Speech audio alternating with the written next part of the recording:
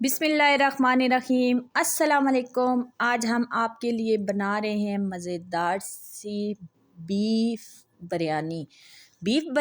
आज आपको मैं अपने स्टाइल से बनाना बताऊंगी, तो किस तरह बनाएंगे। तो मज़ेदार सी बीफ बिरयानी शुरू करते हैं बनाना। सबसे पहले हमने पानी बॉईल करना रख दिया है। पानी तकरीबन हमारा बॉईल हो चुका है। 2 टेबलस्पून हमने इसके अंदर नमक ऐड करना है।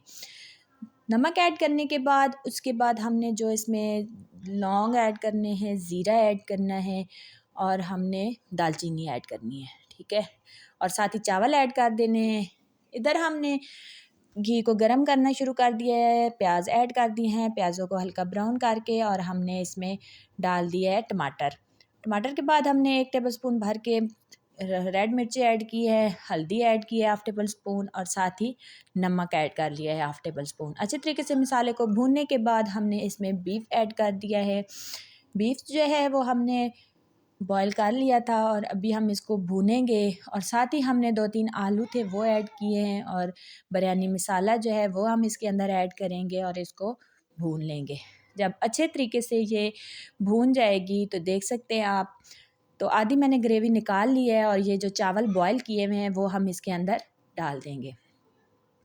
चावल डालने के बाद हमने जो मसाला और गोश्त जो है वो अलहदा रखा था वो भी हम इसके ऊपर डाल देंगे। और साथ ही हम इसमें ज़र्दा कलर थोड़ा सा ऐड करेंगे ताकि खूबसूरत सा कलर आ जाए। उसके बाद हम इसको दम पे लगा देंगे। 5 से 10 मिनट हम इसको दम पे लगाएंगे। दम उतरने के बाद लुक देखते हैं तो कितनी खूबसूरत जो है वो बिरयानी की लुक आ चुकी है। अभी हम इसको मिक्स करते हैं। देख सकते हैं दानेदार और खिले खिले चावल जो है वो हमारे बन के रेडी हुए हैं। ना चावल टूटे हैं, ना कलर ख़राब हुआ है और मज़ेदार सी बिरयानी हमारी बन के रेडी हो चुकी है।